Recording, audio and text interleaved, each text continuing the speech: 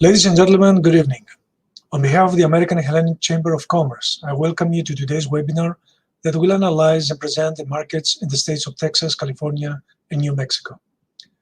It is a fact that COVID-19 has had a significant impact on the worldwide trade sector, and especially the areas related to catering and hospitality services. At the same time, the rapid increase of the usage of communication technologies is shaping a new landscape in consumer attitudes, new trends in the field of trade, and in the way supply chains operate. This new data create a new environment, part of which, let us not forget, will continue to exist after the end of the pandemic. The US market is of a rapidly escalating interest for many Greek companies in exploring either to export their products and services or to launch a business entity taking advantage of the numerous incentives that each sector provides. Acknowledging that the US is a very large and diverse society, the Chamber and its TradeUSA department, after a series of seminars we conducted the last 5 years all over Greece, informing potential exporters about the US market in total, we decided to start focusing on certain states and their specific profile and characteristics in order we provide more in-depth information. So, today we initiate the first round of the new series of webinars under the title State by State Insights, which we envision that will be very useful to anyone participating in. A fundamental role to the success of these webinars are definitely the experts who participate and will transfer their valuable knowledge. I want to thank our speakers who accepted our invitation and will take part today. Many thanks to DK Marketing and particularly to Dimitris Karvasilis, who is also our international trade advisor. I also want to thank CNN Greece as media partner and Export News as communication sponsor. Finally, my colleague Dina Athanasiou for her work and contribution as head of the TradeUSA department. I will now pass the floor to the president of the Chamber, Mr. Nikolaos Bakatselos, for his welcome remarks. Thank you, Ilya. Dear friends and dear colleagues, throughout the years, AmCham has been constant when it comes to trade between Greece and the US. An important element in supporting Greek export trade with the US has to do with sharing information and providing support and guidance to Greek businesses, whether they are already active exporters or hope to enter the US market. In this respect, and via TradeUSA, the Chamber provides valuable support to all these efforts and initiatives. Through targeted actions and initiatives, it has managed to create a strong background in addressing the issues that Greek companies face when expanding to the US market. Today, we're happy to announce a series of webinars sharing valuable insights from the US market, the largest, the most dynamic, the most diverse market in the world. In this state-by-state series, we'll begin with 3 states, Texas, California, and New Mexico. Our experts will share information on industries that are important for Greek business, such as construction, the restaurant, and the wine industries. Ladies and gentlemen, it is apparent that comprehensive market knowledge and information are critical to becoming competitive in international business, more so in the post-pandemic era. The methods we use to share market information and provide valuable advisory are continually adapted to be relevant to the real economy. This is achieved through expertise, specialized know-how, and continuous market research. We are confident that today's event, as well as a series of follow-up initiatives in the near future by the Chamber and TradeUSA, will become valuable tools for our export-oriented business community. In closing, I'd like to thank all the participants, all the speakers for being here, as well, of course, as the TradeUSA team for all their efforts, and wish them every success in today's event. Thank you so much. Thank you, Mr. Bakatselos. Dear esteemed speakers, ladies and gentlemen, good morning to all of you in the States and good evening to everyone here in Greece who is watching us. It's a great pleasure for me to welcome you all here today. The US market is the largest, most dynamic and diverse market in the world, consisting of 325 million consumers and presenting the highest household spending globally. However, new entrants need to recognize that every USA state is different, with its own unique profile. To address the need for in-depth information, the American Hellenic Chamber of Commerce and the International Trade Department TradeUSA introduced a new series of webinars to provide useful insights per state, with the aim to contribute to further enhancement of the bilateral trade between Greece and the United States of America. Our today's first TradeUSA state-by-state insights webinar focuses on the states of Texas, which, if it were a country, it would be the third largest economy in the world, the state of California, a top importing and exporting state for Greece, and the state of New Mexico. The event will begin with a presentation by Mr. Dimitris Karavasilis, our International Trade Advisor, CEO of DK Marketing and Idea Markets LLC, who will share insights for all three states, and a deep dive into the Texas construction, the Texas restaurant, and the U.S. wine industries will follow through one-on-one conversations. We're extremely honored to have with us today Mr. Corbin Van Arsdale, Ms. Anna Tauzin, and Mr. Ted Yamadis, respectively, who will share their expertise with us in three particular industries that present great potential for the development of business relationships with the other side of the Atlantic. Before moving on, I would like to share a few data regarding the bilateral trade, as well as a few words about who we are and what we do. According to the U.S. Department of Commerce, in 2020, the U.S. imported $1.3 billion worth of goods from Greece. The top import was $414 billion worth of food manufacturers, which accounted for 31.8% of total imports. The second key import was fabricated metals, which made up 10.4% of total imports into the U.S. from Greece and had a value of almost $136 million. So why about TradeUSA? TradeUSA is the International Trade Department of the American Hellenic Chamber of Commerce, established in 2013, with the aim to inform, educate, assist, and provide guidance to Greek companies with their business endeavors regarding the U.S. market.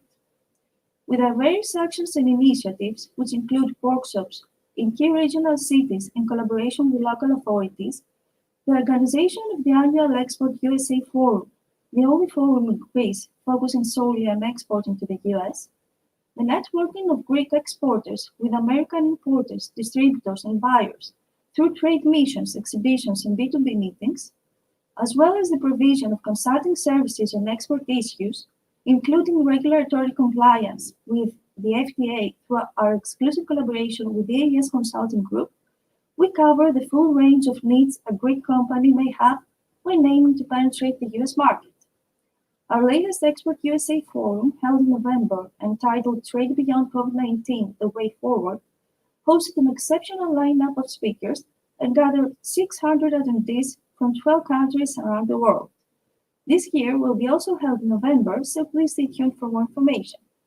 At this point, I would like to mention our new initiative, the Greek Exports Handbook, a printed guide and a dynamic interactive digital platform designed to showcase Greek companies and producers and help U.S. importers and buyers access promising partnership opportunities with Greece.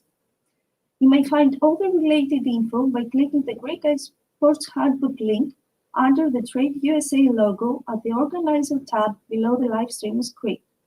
Dear participants, I'm wishing you all a fruitful event, and I encourage you to send your questions to our experts.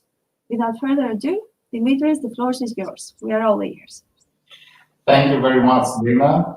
I would like to welcome you also on my side for this initiative that we are trying with the American Chamber of Commerce in order to get all the insights state by state. And in order to do so, we have done our researches, and we are going to present you some, I hope, helpful information. And then we will give the floor to our honored guests that we have. And that guests are Mr. Corbin Van Arsdale, who is the President and General Counsel of Associated General Contractors. We are going to give also the floor to our host Ms. Anna Towson. She is the Chief Revenue and Innovation Officer of Texas Restaurant Association. And last but not least, we are going to discuss with Mr. Ted Diamandis from the U.S. wine industry, that he's the president of the Diamond Wine Importers.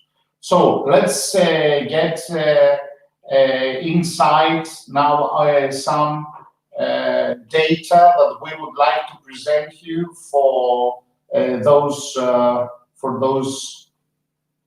states. Now, trading with United States. Why choose United States? Just because it is one of the biggest markets in the world, and this is for sure. Of course, a lot of things changed, and there are a lot of fundamental mistakes that we have done in the past. That's for sure. And now it's we believe that it is a very good opportunity for all of us in order to reposition our products, to reposition our services, because COVID-19 for economies like Greek economy and Greek companies is a very, very big challenge and a very big opportunity. So we are the first session and the first workshop, state by state insights that is going to be held. It is for Texas, for California, and for less known, let's say, state, but it is a state, New Mexico. We are talking about California. California is the most densely populated state in the United States. We are talking about almost 40 million inhabitants. So you can understand it's a very, very big state. The larger cities by population, first is the Los Angeles, it's 4 million almost. San Diego, that it's 1.5, and then it's San Jose, San Francisco, Fresco, Sacramento, Long Beach, and of course Oakland, Batesville, and Anaheim. Concerning the gens and the generations, we have the silent gen that it's over 74. It's about 2.5 million. The baby boomers, as you can see, and the millennials, and of course Gen X. It is with Gen Z the most part of this state. That, of course, is a very, very important issue, and we have to highlight the opportunities in the consumption and the opportunities in servicing in the specific generations.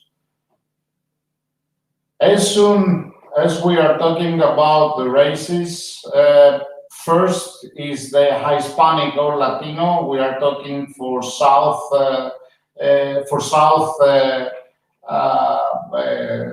United States, and that means Southwest. We have the Hispanic or Latino. We have the white, 36.3%, the Asian, and then it's the African American, and 2 or more races, it's 3.1, and other races, it's 1%. First of all that are named so as not to be any discriminations from the Census Bureau of United States of America. Now, Texas is the second largest state, both by area and population. We're talking about 21 almost million inhabitants. As you can see, it is really big, the state. The largest cities are Houston, San Antonio, Dallas, Austin, Fort Worth, and then goes El Paso and other cities that they have less than 400,000 inhabitants.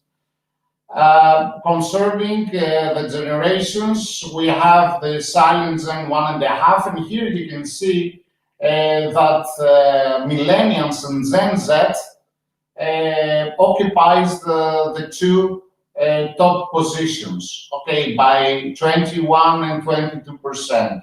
And it goes for Gen X and baby boomers, 19%. So again, Texas is a very, very, let's say, it is a very good place in order to invest and to position consumer goods or services concerning the population by generation. Now, by race, again, we have here the white, it's 41.1, the Hispanic, 39.7, and then we have the 12% almost for African American, Asian, and other races. It is very, very important to know that New Mexico, it's only 2 million inhabitants. Okay, we are talking about a very, very small state. Concerning the generation, you can see that 55 to 73, the baby boomers, is around 500,000, and it goes on with the millennials and Gen Z. The Hispanic or Latino, it's almost the half of the population. Others are 34, and then goes the American Indian, African American, and the Asian. Now, what about the economies? The economies, we have California GDP on 2019 rised up to $2.79 trillion US. We are talking about a country that, if we could rank it as a country, it would be the 5th worldwide. It is the birthplace of technology and the seat of tech giants. Of course, it is the land that producing half of the fruits and vegetables of United States. And as we call it, California is like let's say, the garden of United States. The disposable personal income, it's continuously increasing, as we can see here in our graph. And the disposable personal income per capita on 2020, you can see that we have an increasing, and the trend, it's an increased trend, and it came, even if it was a COVID, in $62,000 US. This is, of course, statistics. We're talking about the income per capita. Now, the personal consumption expenditures, you can see we have data up to 2019. It was something less than $50,000 US. So we can see, if we compare the 57 here with 49, we can see we have a balance, and whatever they produce and they have as an income, most of it they consume it and they expend.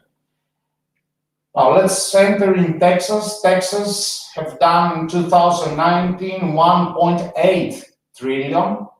It holds second place after California and 9th worldwide. It is the most important exporting state of United States.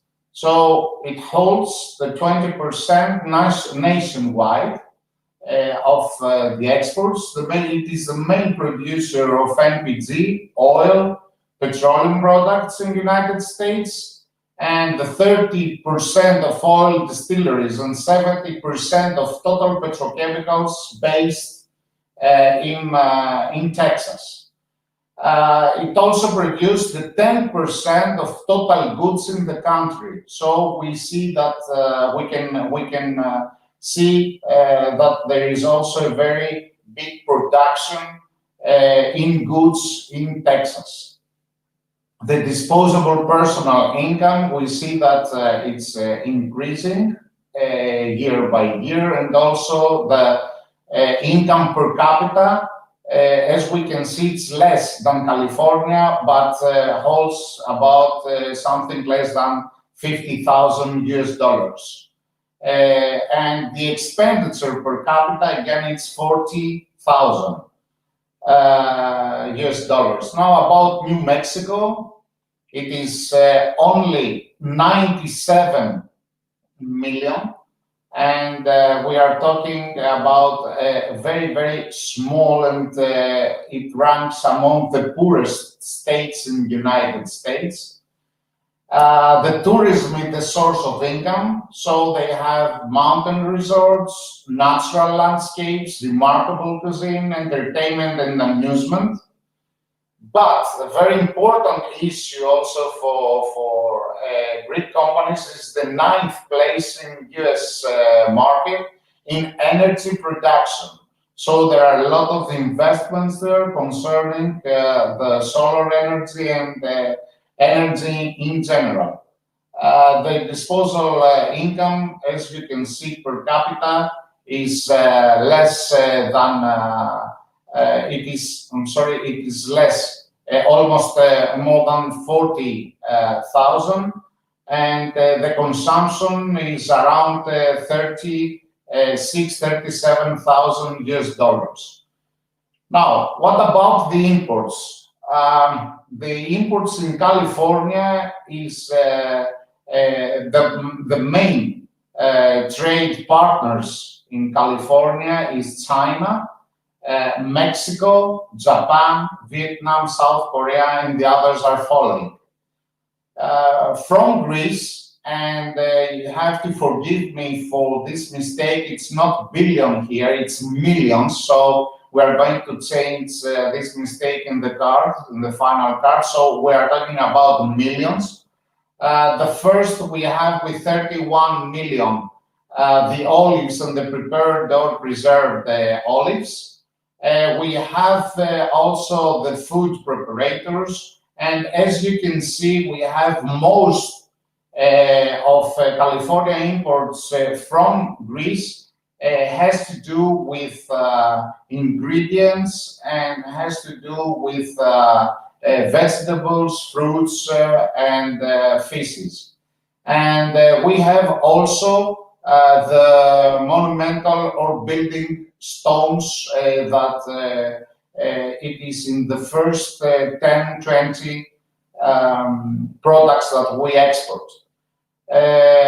Concerning Texas imports, again, the first is Mexico, and the second is China, and you can see that most of it is Mexico, so it is more than the 80%. From Greece, the razors is the first by default, and there is, again, it's million here, so it's about 58 to 60 million US dollars, and then we have the cement. We have also some gassing or tubing. For oil, we have tubes. We have articles and electrical appliances and other stuff. So, and also we have some medicaments. And we can see that Texas is different, the export mix of products, than in California, and the only exception is the olives.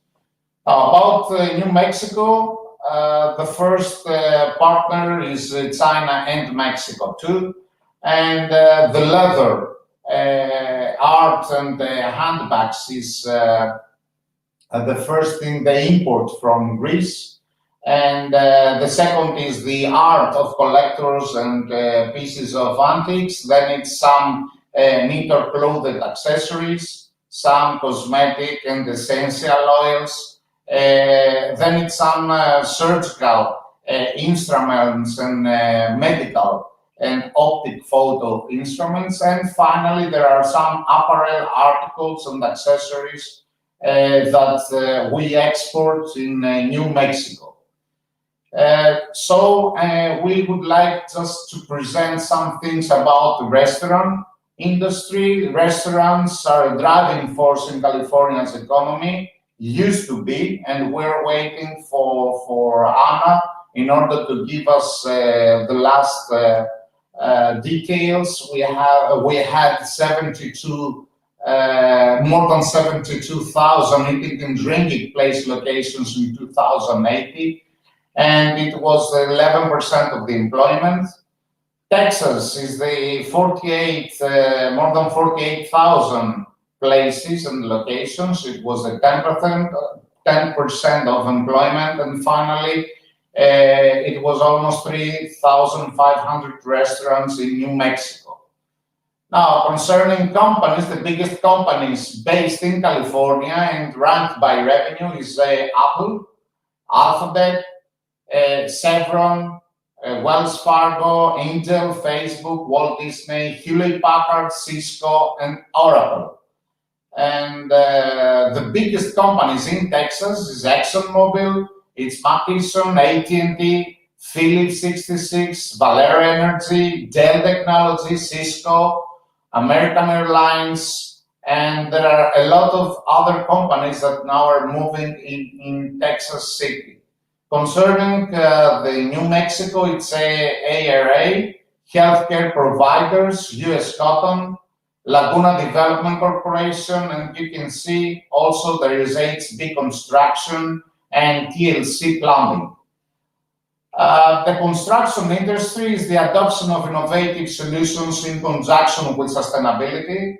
So the relevant equipment and technology are in the first row. The US boasts some of the biggest construction companies, so the most distinguished located at the largest cities. The total units in California being built, we can see that 2017 and 18 and 19, we see that there was a really big movement in those 3 years. The same happened in Texas. You can see, especially in 2019, due to many companies that they were moving there, and they were based in Texas. And finally, we can see also the total units in New Mexico. So the conclusion is that we have great opportunities, and we have to do the first step. We, as American Chamber of Commerce, we are trying in order to do the first step in all this initiative to introduce those states. So right now we are going to give to our first speaker the floor. So Corbin, are you there? I am. Right. Hello there. Thank you very much. Thank you for contributing, and thank you for joining us. And I hope that you will give us really interesting insights and information how we can develop this bilateral relations between our members. Thank you very much. The floor is yours. Thank you. It's hard to think of two more interesting places in the world than Greece and Texas. Those are two pretty interesting places. So thank you for having me. I just left our state capital where our legislature is still meeting. Unlike a lot of the states in the United States where their state legislatures meet year round, the Texas legislature only meets every other year. So they meet for 6 months, take 18 months off, and then come back for 6 months again, which is very different than our National Congress works. What that does, the effect of that, though, is that Texas tends to be a much more favorable climate for business. And that's what you're sort of seeing right now. We have a lot of companies. I noticed, I saw your list where California is importing olives and Texas is importing razors. I don't have an explanation for that. Maybe I need to get some more razors. But What I would say is that there are a lot of companies, including some of the ones on your California list, that are actually moving to Texas. So we have companies moving here from other states, particularly California, like Tesla and SpaceX, HP and Oracle. Apple's opened their second campus in Texas, their second North American headquarters. So we have a lot of people moving to Texas. Over the last 30 years, there have been lots of Texans moving in. And what that requires is then you got to start building things. You have to start building houses. You have to start building, buildings. You have to start building roads and water lines. And so we've been adding congressional seats. Every 10 years in the United States, they count everyone. They do a census, and then they apportion the congressional seats. The last 3 times, Texas has always picked up and added seats in the United States Congress. This is the first time that California has actually lost a seat in the United States Congress. So California has 10 million more people than Texas, but they're moving here because the price of homes in Texas is cheaper and less expensive than the price of homes in California. So, for example, if you want to have more land, you want to have a bigger yard for your house, or you want to add more rooms to your house, you can sell your house in California, take the money from that house, buy a bigger house with more land in Texas, and still have a lot of land left over. So that's what we're seeing is people moving here. Mostly, if you think about Texas, we're right in the middle of, we're equidistant from the East Coast, the West Coast. We're on the ocean, so we have ports. All the truck traffic that comes up through Mexico all comes through Texas on its way to Chicago or New York or Boston. And a lot of the Chinese ports, when they bring them over onto the Pacific Ocean ports, they truck it up through Mexico in Texas. So we're sort of in the middle of the two coasts. We're on the water, so we have all the maritime routes. And then we also have close proximity to less expensive labor on our border. So because our state government tends to be, we do not have a state income tax here. California has a state income tax. Most states in the United States do. Texas does not tax your income. So we have a lot of companies wanting to move here, people wanting to move here, businesses moving here, and that just makes construction boom. Right now, our housing market is very hot, where we can't build houses fast enough for the people that are moving here. And some people are putting their house on the market. This is pretty common right now. If you're in Austin or Dallas or Houston, if you put your house on the market, you immediately sell your house for 30% more than you're asking for. That's the market we're dealing with right now. What I would say is we also have a prominent Greek communities throughout Texas. Houston, Dallas, San Antonio, and Austin have tremendous Greek communities. We have Greek Orthodox churches here. We have a Greek consulate in Houston.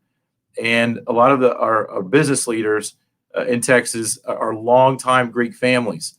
For example, in the construction fields, one of the biggest construction law firms in Texas is a firm called Coca-Cola, Bosin & Young. And Mr. Coca-Cola is a prominent Greek family here in Texas, as well as one of our big contractors is called Satterfield and Ponticus. And George Ponticus is a business leader in Houston, and he is also a prominent Greek Texan. A lot of people don't know this, but my real job, the job that pays my salary, is I'm president of the AGC Texas Building Branch, which is all the general building contractors in Texas. But on the side, I am a mayor of a city just outside of Austin. I serve as the unpaid mayor of a town called Cedar Park, Texas. It's an 80,000 people suburb of Austin. So we're in the Austin region. And I cannot tell you how many companies we are talking to right now that want to move their headquarters here, either from other states or in some cases other countries. We even have some countries in the Mediterranean who are looking to open offices in the United States, and they're talking to us about our city and trying to open them in our city. So all the projections show that Texas will continue to experience growth for the next 25 years, especially in Dallas, Austin, Houston, and San Antonio. Those are our 4 biggest cities. And construction is just trying to keep up. COVID has sort of slowed down temporarily some of the private construction, but that is already starting to reverse. So that's really all I have to say. So I kind of want to hear questions or comments from y'all, you guys. Thank you very much. We are going to give the floor to Mr. Diamandis because he has to catch a plane, and then we'll be back with Anna. And finally, we are going to give some questions to you. Thank you very much, Corbin. So, Mr. Diamandis. Good morning. Good afternoon. Good evening. Good morning to you. Thank you for being with us. And good afternoon to our audience here. Thank you very much for coming. And we know that you have a flight to catch, so the floor is yours. And thank you very much for your time. All right. Well, thank you for inviting me, and thank you to the American Hellenic Chamber for organizing these events. I think they're very valuable. I think they're going to be insightful for people that are listening in. I'm excited to participate, so thank you again for this. In terms of, and first of all, your introduction has been fantastic, encapsulating and actually portraying what the actual market is in Texas, New Mexico, and California, what the potential is in terms of the economy, the consumer, the demographics. And you guys in your presentation hit on a very important point, that the U.S. is a diverse, not homogeneous consumer.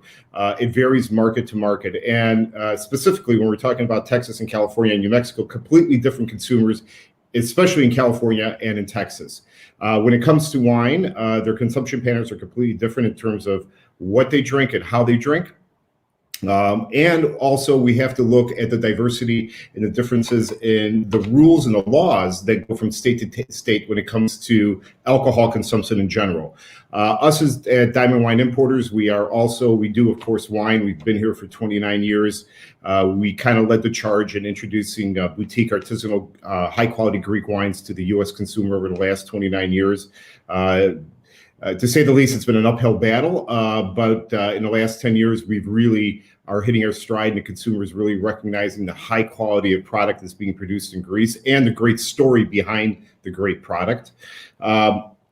But we have to understand also when it comes to spirits, we also do spirits as well. There are different rules in different states. So understanding, and myopically, we're talking about the alcohol industry, understanding the landscape, understanding the rules, understanding that there's a 3-tier system here for anybody that's trying in Greece, entering the market, must understand how this all functions, to properly understand how to price your product, what happens when it leaves your winery, and what happens, how does it get to the shelf, and how's it priced. And here in the United States, we have a legal hierarchy that is called the 3-tier system, which means we have an importer, then we are only legally allowed to sell to distributors, who are only legally allowed to sell to retail customers. And how we define retail customers is restaurants and in Greece, kavas, wine shops, supermarkets, any entity that's licensed to sell to the end user, to the consumer. So there is challenges in every layer of this process. So understanding all that is very key and elemental into entering the marketplace. Now, Greek wines have, like I said earlier, have made huge strides over the last 29 years, remarkable strides, but it's actually been accelerated in the last, I would say, less than a decade. And that's simply because of the work of a lot of great people in Greece making fantastic wine, and a lot of effort that's been made in the United States by importers and distributors that are out there advocating, apostolizing about Greek wine, which is a great vehicle also to bring people closer to our culture, our Greek culture, to understand it, which enhances all other products or stories coming out of Greece. We've in Texas, for example, the difference between Texas and California and New Mexico. New Mexico is a very small wine market, while Texas indexes around the 4th or the 5th, depending on the year and the consumption patterns, largest wine market in the United States. And that means all wine. California is number 1, but we have to also look and dive deeper into those numbers, because California is number one, but it's because it's driven by the regional production of their own wine industry, which is a very, very large and dominating wine industry. For imports, it's a little less important. Again, if we dive down deeper, San Francisco is much more important to imports than Los Angeles would be, Southern SoCal. While in Texas, again, it is a large wine market, but it is dominated by by mostly California-driven wine consumption. But that has changed remarkably over the last less than a decade, especially in the Houston market, which has become a very important export wine market, while Dallas is more centric to consumption of indigenous California, Oregon, Washington State wines, while Austin is very deeply skewed towards imports and natural wines. So even within Texas, we see a diversity of consumption patterns. The other great thing that you touched on in terms of disposable income and in terms of demographics, especially, we as Greek importers or a Greek wine industry, or in general in the wine industry, we look at the future growth of where the consumption is going to come from. We know that the Gen X and the millennials are going to drive consumption going forward. The baby boomers, great, they do represent a big piece of the demographic, but they're a declining wine market. And that's for obvious reasons, for health reasons, advancements in age. Plus people that are baby boomers already have made up their mind of what they're going to drink and how they're going to drink. The people that we need to influence is absolutely the Gen X and millennial consumer throughout the whole United States. And as you showed on your bar graphs, this is the dominant demographic in terms of numbers, simply in numbers. And these are the most difficult consumers as well. We've all been trying to figure them out, especially the Gen X. We don't know exactly how to push that button directly. They don't like influencers, but they do like to be influenced, but via other means. But also their disposable income isn't as great as it will be in the future as they advance through the economy. But they are consumers of certain types of wines and at certain price points. In terms of where Greece is at, and what we can project outwardly as a wine industry, we have to be working as a superior goods product, meaning mid-tier to luxury items. Wines. We don't have the ability, or nor should we play in that sandbox of trying to be a commodity wine market. There are bigger markets at economy of scales that we have nowhere near, so we shouldn't even try to compete there. We should recognize who we are and who we're directing our message to. And that's been a big issue. You mentioned earlier that we've learned a lot over the last few years as Greek exporters and how to enter markets. In the past, we've made some missteps in terms of trying to identify who we are and what we're going towards. I think that's being corrected.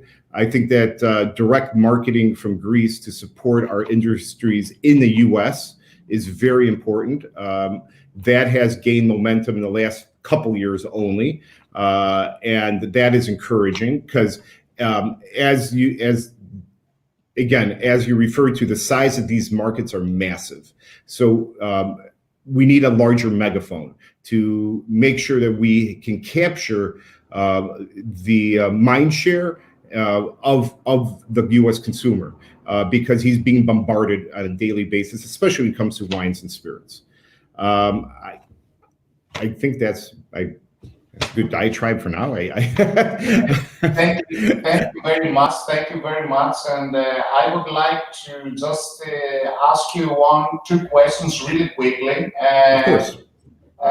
First thing is that what about the Greek wines? We have so many wineries here in Greece, and they are really small wineries. Okay, we don't have the scale-up wineries that we see in Napa Valley that we have visited with the Chamber, the American Chamber. We have done some business trips there with some producers. We saw the museum in Napa Valley, and all these really big infrastructures and all these combinations they are doing with cheese tasting and the whole marketing.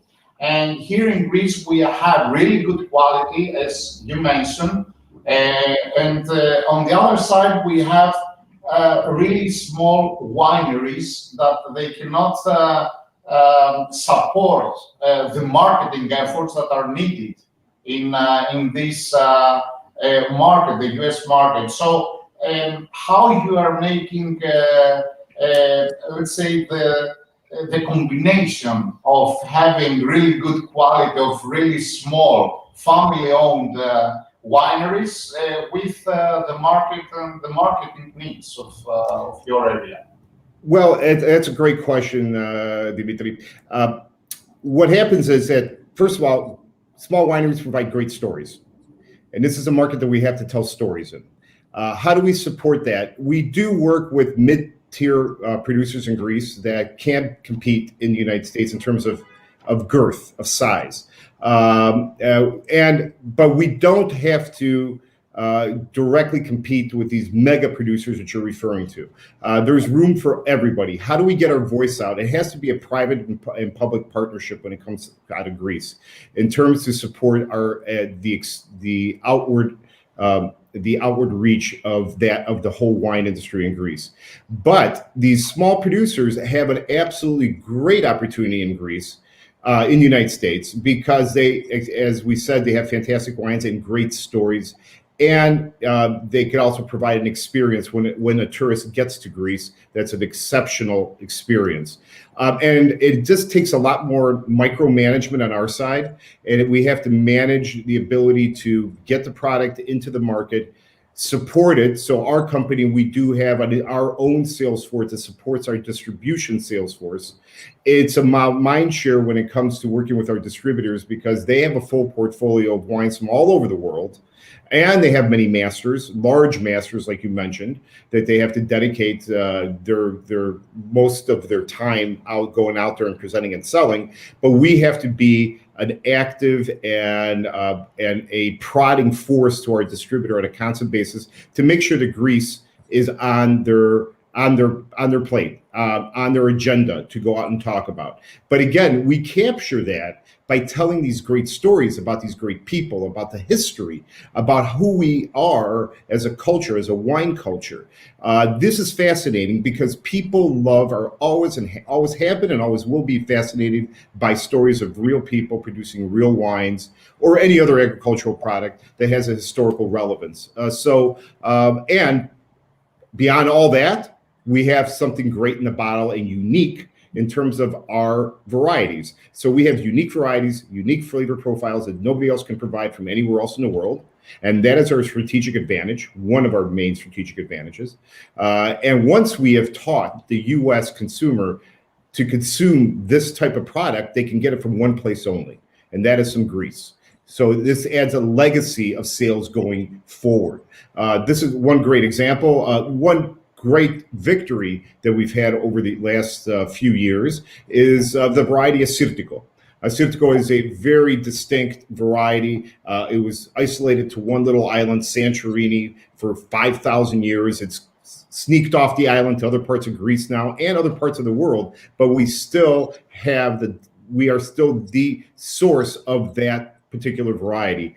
This will happen for other varieties as they get more exposed to more US consumers get exposed, whether it be Moscofilado, Ayorgitiko, Xinomavro is having its moment as well, and we can build on that. And as a country, we need to recognize where our strengths are. As Greece, we have to recognize where our strengths are and lean into those, and try to. Momentum is a big thing in any consumer product, and we need to make sure that we're capturing these waves.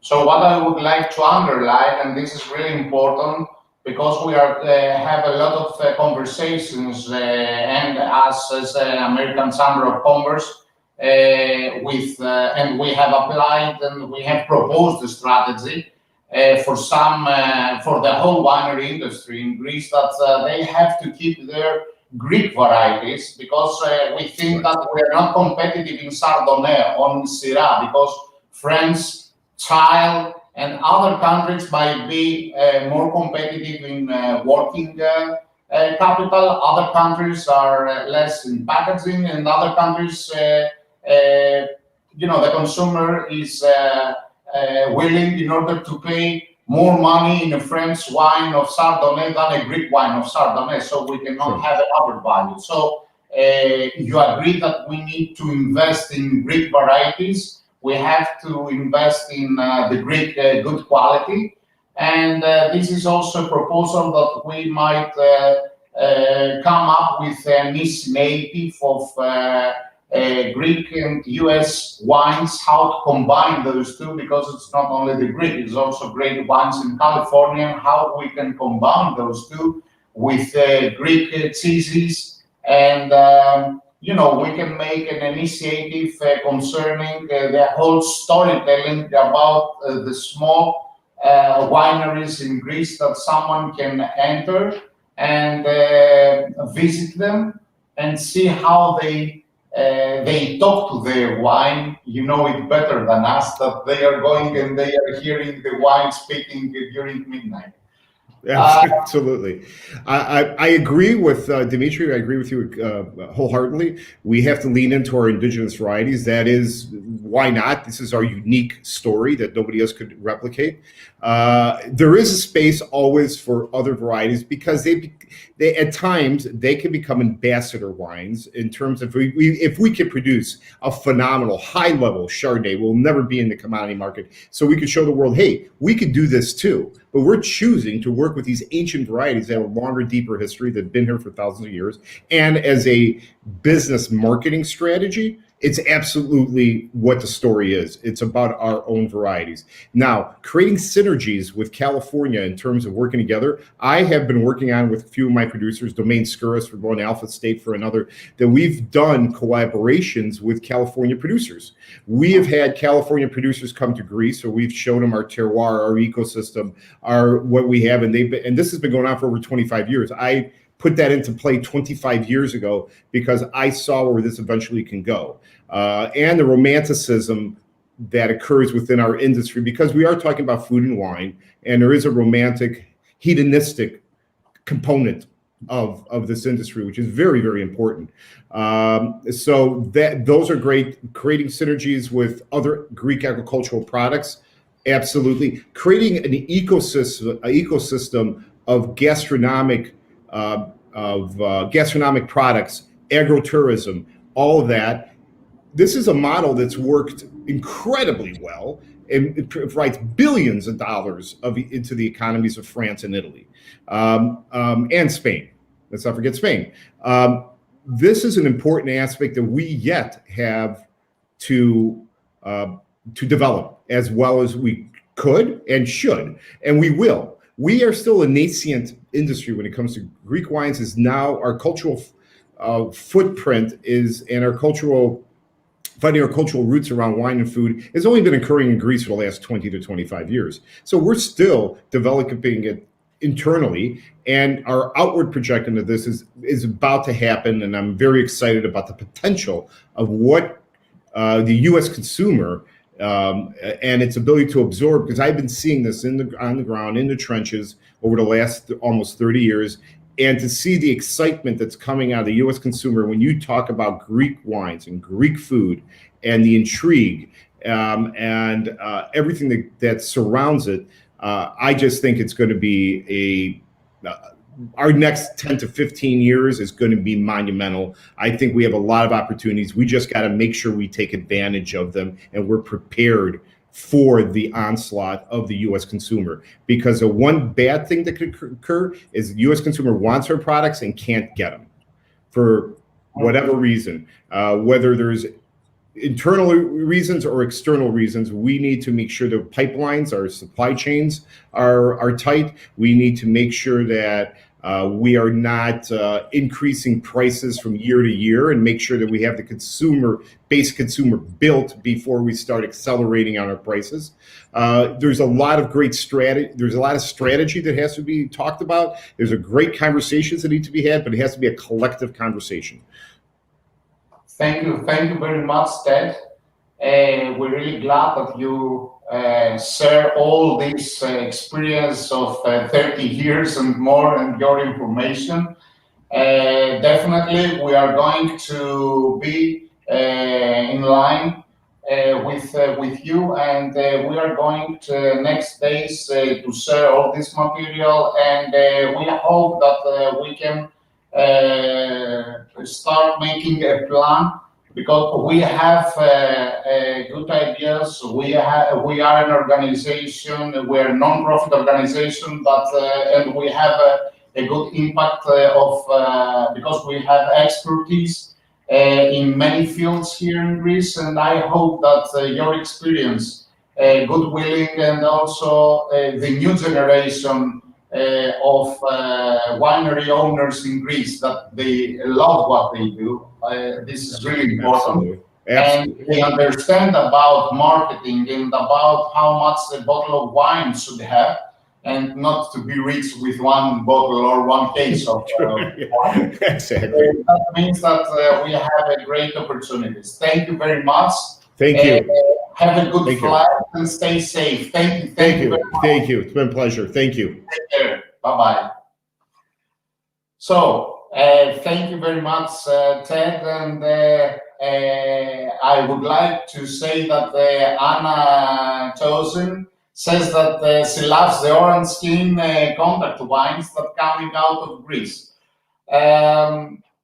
Now, if Anna permits me, I would like to go back to Mr. Van Arsdale in order to continue our conversation. We have the wine. Finally, we're going to have, they serve us the wine. Finally, we're going to have the restaurant. In the beginning, we start with the heart,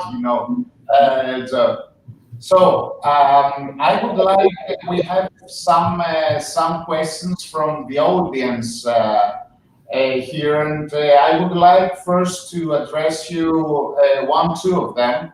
The first question is, how open are U.S. companies to import from EU construction chemicals or have some construction materials concerning the standards, the certificates, and maybe they prefer US made products instead of European, or we have a wider and an open mind in order to import goods all over the world, and especially from Greece.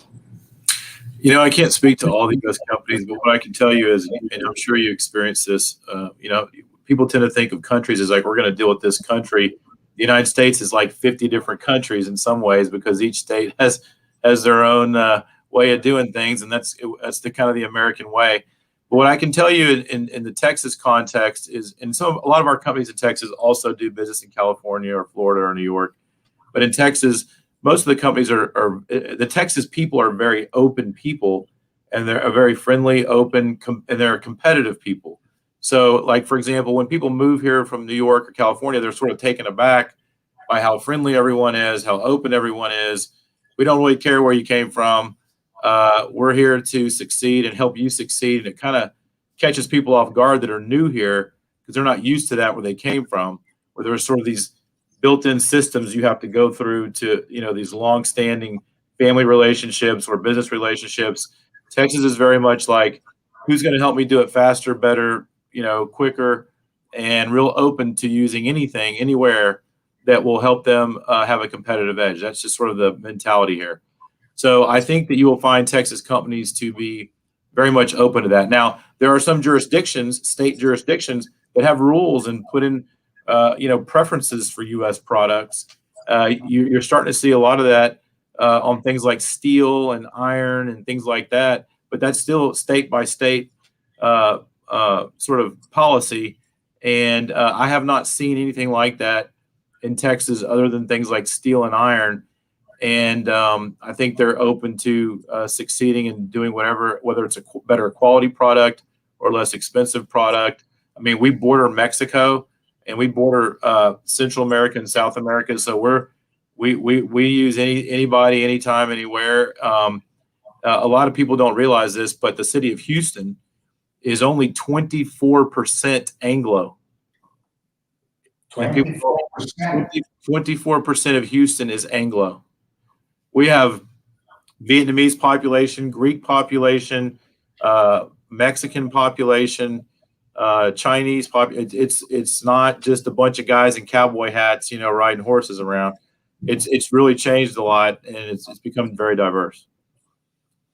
Thank you very much. And another question is about, I mean, if Greek companies would like to approach some Texan companies in order to start to present their products or to present their services, what is the most, let's say, appropriate or common approach, by direct calling or by emailing and direct calling, and which is more effective in your way? I think I would use email. I would just directly contact people by email. I would be persistent about it. I wouldn't just sort of like contact once and just, if you don't hear anything, I would be persistent. I don't think you're going to get, I think people are very open to that. It does not hurt to go through the contacts you have in each of the, particularly the big cities like Austin, Houston, Dallas, San Antonio. There are, chambers of commerce in place. There are Hellenic societies. There are, like we have the Houston consulate would probably be a good source of advice for if you're going to go into Houston, for example, or Dallas or Austin. You may want to talk to the consulate about what their advice is, because they tend to be very tied into the fabric of the cities here, and they would probably have some good advice depending on, if you've ever been to, say, Houston or Austin, they're very different. Even though you're both in Texas, those are two very different cities with very different people. And I think you would get some good advice. But Texas companies are not offended at all if you contact them out of the blue. They do the same thing to other people. They're probably emailing you in Greece doing the same thing. So that's just how they are. Don't bet. Okay, finally, I would like to ask if someone would like to open, let's say, a sales office or a rep office in your area, in Cedar Park of Austin, that you are also, you have the honor to be the mayor of the council there. Is it easy to do so? Because I think that when you have a presence there, it's of course you have an advantage of being a part of the whole ecosystem there, so you can contact daily, and you have a better approach.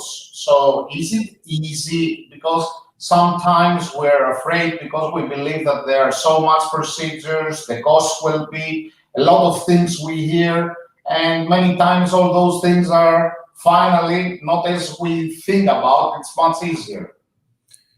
The suburbs in Texas are very competitive with each other, and it's friendly competition, but they're all trying to land companies, land employers, create jobs. That's the mindset here. And in Cedar Park in particular, we're no different. I get people reaching out to me directly as the mayor. If you email my email address that's on the website, it goes straight to my phone. That number that's on the city's website is actually my cell number, even though it doesn't say it's my cell number. It is, and sometimes people are surprised when I answer the phone. So we also have all these suburbs, including ours, has economic development directors that reach out. For example, we have a lot of Israeli firms that are trying to locate in Cedar Park. And we've been to Israel twice, meeting with businesses there, because they're all trying to figure out ways to locate in Texas. And like you said, get established on the ground so they can then, spread from there. So you can reach out directly to mayors. It goes straight to the mayor. It does not go through, like 5 or 6 layers of staff. Like if you're trying to email President Biden or something, President Biden's not going to see that. If you email a mayor of a suburb, the mayor is going to see it. The mayor is going to read it. So don't hesitate to reach out to any of us. We can assure this because we had a great response from yourself, and this is something that honors you. we had a really fast response when we communicated, and Dina communicated with you, and she was really happy that you respond immediately. And this is we would like to thank you very, very, very much for your intention in order to give us all this information. And I think that we have a lot of things that we can plan together, as we said before, with TED, because with this initiative, we are trying in order to catch 2 or 3 areas in the United States and some states with some key persons in that states in order to start building these bilateral relations, but in the meaning of practice and not in the meaning of politics, because this is somebody else's job to do.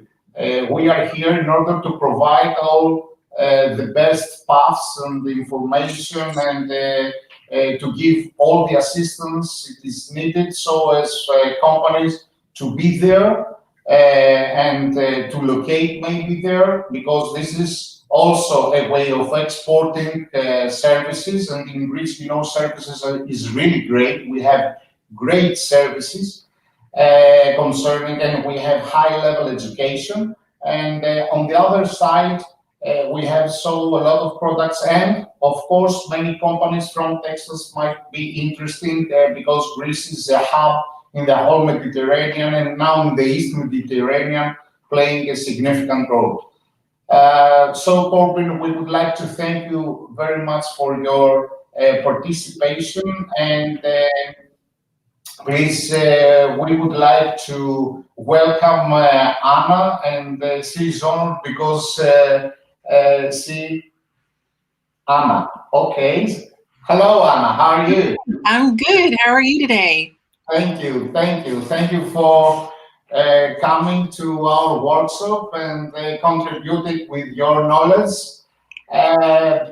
We believe that we started with the mayor and the construction, then with the wine, and now we're going to have the good time in restaurant we used to have. Well, I appreciate that. I appreciate that. It's so nice to be with you all. It's really nice. Dina did a fantastic job organizing everything and staying on top of us to get everything in. So I appreciate that. Yes, I love talking about restaurants here at the Texas Restaurant Association. You know, we defend restaurants every day, both at the State House and then also locally. You know, you saw how big Texas is. That's a lot of political activity that's going on around the state. And so the main part of what Texas Restaurant Association does is to really protect restaurants from harmful regulation, and then also pass good legislation to help our businesses. And I know I think it was, but I actually did just get mixed beverages to go passed and signed by the governor, so people can get their margaritas to go if they'd like, which I think is fantastic. And we'll get into all of that. I have a lot of data to share with you guys, and I'm looking forward to a lively discussion with you afterward. And please go ahead and feel free to ask your questions in the chat. Dina and team are doing a great job of getting those to the speakers. So real quick, I thought I'd start the Texas restaurant industry overview pre-COVID. So this is from the before times, as we call it.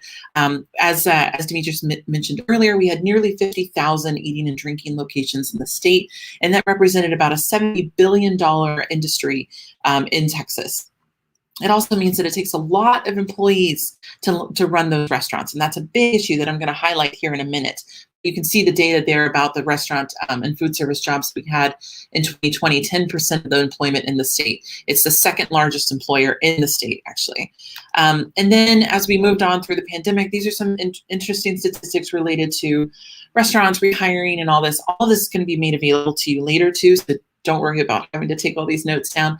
One thing I wanted to highlight for you, though, is down below, it says that 75% of operators said, this was in June, that it was unlikely that their restaurant would be profitable within the next 6 months.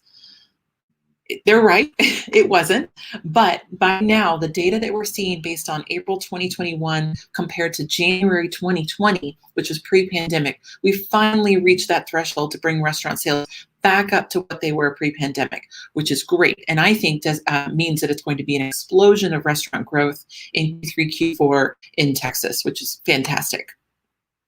These are some more statistics that I wanted to share with you guys related by the significant variability in sales by segment and location. The mayor was just talking a little bit about Cedar Park. The suburbs are very different than inner city and vastly different than the rural areas that we have in Texas.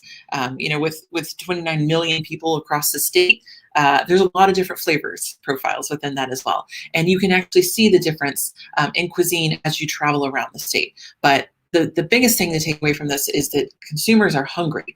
They're literally hungry for more restaurants. And I'll talk a little bit about the share of the food dollar now. So pre-pandemic, the restaurant share of the food dollar nationwide in the United States, not just Texas, was 51%. So that meant that people were spending 51% of their food dollars every month on restaurant food versus grocery. Of course, during the pandemic, that had to back off considerably because a lot of our dining rooms were closed, restaurants were closing down, they didn't have enough labor force, and so that pushed it back down to 45%. We are seeing that change very quickly. People really want to eat out. They are tired of cooking at home, even if they have great grandmas at home cooking them home cooked meals. They're done with that. They really want to go out and eat at restaurants. These are a few big takeaways that I kind of wanted to talk about before we get into the 4 areas that I'll discuss today. But this is something to keep in mind as you think about future growth and perhaps future operations in the state, is the definition of what a restaurant is will likely change. In your mind, if you think about what a restaurant is, it probably means like going into a place, sitting down, getting your order taken, food delivered by a human, paying via a person, that comes to the table, all of that. That is all about to change. And it already has changed in some dramatic ways. So I think that definition is going to change. I'm going to talk, one of my big 4 things that I'm talking about today is off-premises growth and what that means. And that's any food that's consumed away from the restaurant. So that's to go, carry out, delivery, catering, all of those are off-premises. And there's a huge momentum for growth in this quarter and Q3, Q4, but it was already exploding before the pandemic as well. Margin pressures are going to continue to grow. As he mentioned about construction, we're seeing the same issues in other manufacturing areas. So if you think about beef processing plants or pork processing plants, even some farmers are having a really hard time with the labor shortage. And so it just increases the margins ever so much. And so we're also seeing it be very difficult for restaurants to get their supplies on time and complete. So that's an issue to be concerned about. And then we'll talk a little bit about data and then a different demographic of people that are dining out. And then I already mentioned that alcohol to go was passed in our state. Grocery and delivery, both bills actually just passed yesterday in our legislature, and they will likely be signed by the governor within a couple weeks. Okay. So let's talk first about off-premises. And I have a lot of information to share with you, but basically off-premises means any food consumed away from the restaurant, right? So at home or at a baseball game or in the car, most likely, we're a big car state because we're so big. That's where you see a lot of activity happening with off-premises. So these are some statistics. This is from late 2020, I think September 2020, of restaurant operators that added these off-premises items since the beginning of the coronavirus outbreak back in March. Curbside was the easiest one to add, right? Because all you have to do is add some additional signage, a phone number, a text number that you have to add. People really wanted to use that. And so we see a huge rise in curbside. Third-party delivery, companies like Favor here in Texas, Grubhub, Uber Eats, Postmates, DoorDash, all those guys are making a huge impact for restaurants right now. In-house delivery, a little bit slower. It's a little more expensive to do it. There is some, that's debatable actually. I'm going to debate myself on that, but not in front of you guys. But third-party delivery, in-house delivery, either way, people want their food brought to them. And then drive-thrus. Drive-thrus are really expensive to add if you have a business in place, but we saw a lot of temporary drive-thrus created during the pandemic as well. And then this is really important too. And this, I will give a shout out to my friends at Coca-Cola, Dr. Pepper, Pepsi, and the winemakers, of course, is really pushing those sales related to beverage. It comes, it's not first in people's mind when they're thinking about ordering food from a restaurant, but it absolutely should be. So in any possible way to add beverages with their order, it increases the check size, keeps those beverage manufacturers really happy, and frankly, gets bigger tips for your restaurant employees, and it lets your consumers be happy too. Let them start associating beverage, not just food, whenever they order a meal from you. These are a few other things that I really wanted to hit on before we go to the next item, but there's going to be more sophisticated packaging for delivery and to-go needed. Right now in Texas, we still rely a lot on styrofoam containers, basic plastic containers, the black bottom with a clear lid, but there's not a lot of really good options that allows for ventilation, right? And so you end up with food that's kind of sweaty, which is gross, as it gets delivered, but that's no good. So we really need some innovation to happen in the packaging area, and it has to be sustainable. People really care about if their to-go products are sustainable and compostable, but it also has to be inexpensive. So we're looking for the holy grail, basically, of packaging. More restaurants are going to be focused on being smaller and more focused on layouts related to delivery and carry out. So they might have an additional preparation line in their kitchen. There may be another line for their expo, an area, a waiting area for delivery drivers to come in and sort of just mill about while they're waiting for the food to be packaged and handed over. Right now, people are really crowded around the bars or around the host stand, and that's not really good and not conducive to a good environment for your consumers. So we really think restaurants are going to change their physical layout too. And then more on waste reduction. This is, in Texas, it hasn't always been a prevalent thought, but more and more as more restaurants open, they really are putting sustainability front and center. They want people to know about that. They want that to be a story that they can share, but it needs to be easy for restaurant staff and consumers as well. Okay, my second item I wanted to talk about is technology. This is, I actually disagree with this. I think this is old. It's from 2020, and it might have been pre-pandemic. And so I just don't think this is quite right. But needless to say, this is from consumers' assessment of the amount of technology in restaurants and whether it's too much, just enough, or not enough. And so you can see the pie graph there and sort of displaying that. But this is, I think, more fascinating to talk about how consumers are embracing technology usage in restaurants. I won't read each of these items for you, but I think there's a few different things that I just want to highlight. People really like customization of their own orders. It can be really tricky if you're using a POS that doesn't allow customization, because if it just says, add a lentil soup or whatever to my order, but they can't customize it in any way or mention that they have allergies, that's really off-putting for consumers. They want to be able to customize it a little bit. It's America, the land of get what you want, and that's how they want it, right? This other side on the right, I think, is really fascinating on consumers' likeliness of using, if available, vehicles with built-in heating trays to keep food warm. I know that I have actually used my seat heaters on the passenger side to keep food warm or pizzas warm as I'm traveling from the restaurant to home to serve it with my family. But there's probably going to be more vehicles designed with that in mind, especially knowing that consumers really are focused on convenience related to that. And this is why I said that first pie chart is a little bit off. It's because there's a disconnect between what consumers want and what operators are offering. And so consumers want technology. That's the bottom line. Now, they want technology that's not hard to use, right? They don't want to have to fiddle around with it too much.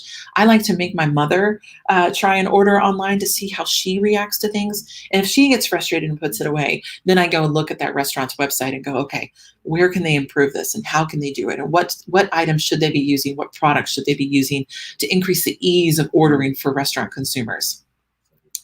People like using virtual assistants like Amazon. I'm not going to say her name because I have one sitting over here, but they like being able to use voice assistants to order food.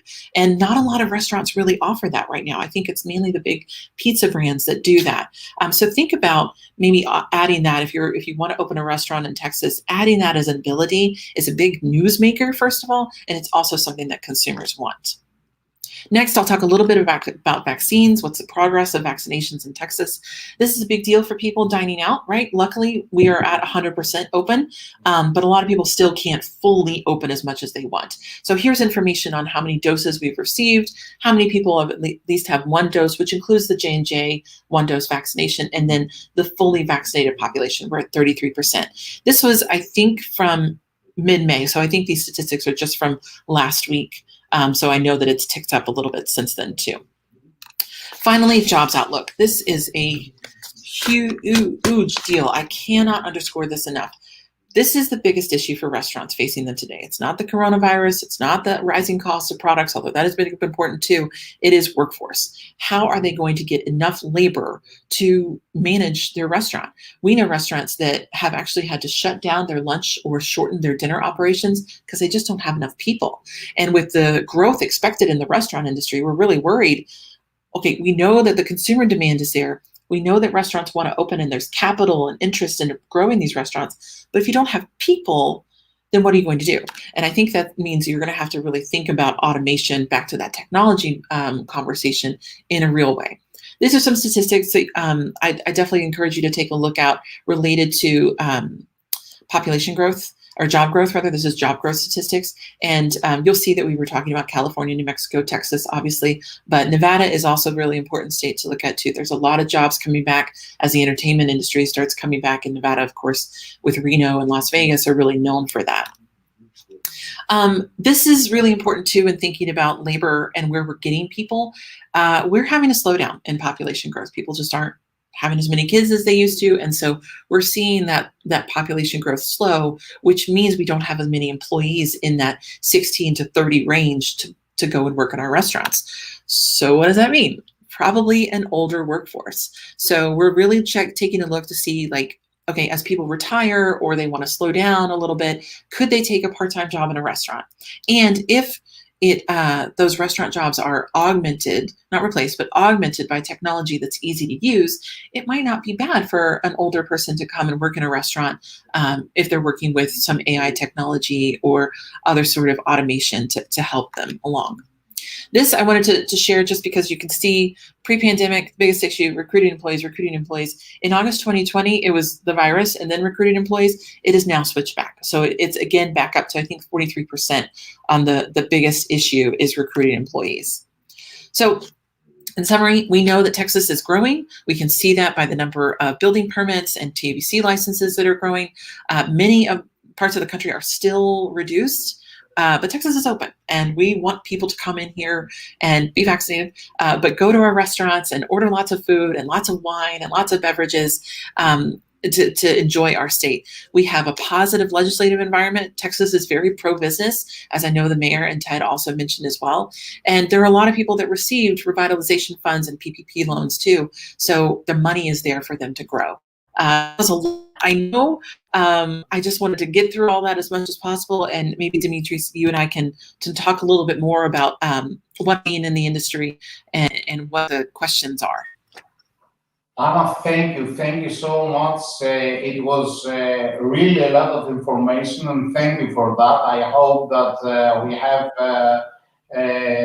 your opinion that we have the right in order to publish those data to all people that they join our webinar. And I would like to address you two questions. The first one is,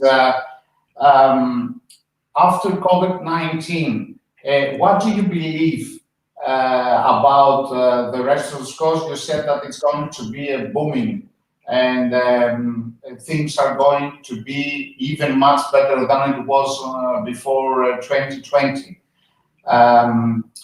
What about the kind of restaurants? I mean, I remember that I was really shocked because I got more 10 kilos than I am right now. As soon as I visited Texas from the street food, it was a great thing. It was like a celebration. Everywhere were, camping parks and street food, and it was everything delicious. So what about the ghost kitchens and the whole street food and all this movement that it's being born because many of the old traditional restaurants that didn't want to follow up the new trends are going to shut down because okay, this is the continuity. This happened the early 70s. Things changed. Then the pizza came. Then came the junk food. Then came ethnic food. You know, all of this. It's a kind of a cycle, and the life cycle. It's like the fashion food, the food fashion cycle. We have all these trends. So, what about the new trends and how the somebody that is abroad, like Greek food, and that we have great ingredients, as you know here, can contribute in this new repositioning, let's say, of the restaurants? Sure. Great question. I'm glad you enjoyed our very good Texas food and it left you feeling very full. Yes, there is definitely that issue with some sort of native Texas food being a little bit unhealthy. So if I were to say that, I would say that Texans really, really, really like spicy food. It's true. We can handle the spice even with all those Californians who have like no good taste coming into our state. We really like spicy food. And so I wouldn't shy away from introducing spice into the restaurant because people really like to get to know that. They like sauces, so they like all sorts of different condiments. We have several different Mediterranean concepts that are sort of fast casual in nature where you choose, your items and your toppings. And for the Greek ones, there's a lot of really good ones. But I've never really tasted anything that's got some heat to it on the Greek side. So that I think is an area of opportunity. We have a lot of really great ethnic restaurants. But it's primarily focused around really diverse cities like Houston and Dallas. Austin and San Antonio don't really have as many ethnic restaurants, and so I think there's a really good opportunity for growth there. I would also say, and this sounds kind of strange, but vegan junk food is a huge new trend that people should jump on. People like eating vegan. They think it's clean. They see it as clean eating, but they also want a hamburger, right? So if there's a way to introduce both, like a vegan gyro that doesn't taste bad and is a little bit spicy and is served from a restaurant that's this big, that's perfect. That would be the restaurant concept to open. That's really nice. Okay, we should try it. Yeah. Now, concerning the Greek importers in the area or the Greek distributors and the Greek restaurants, because we know there are a lot of, there is a very big community in Houston. But there is, I think there is no community in Austin and all these areas. And I mean, for example, Austin, it was a great surprise also for us that we have been in Austin for 3-4 times.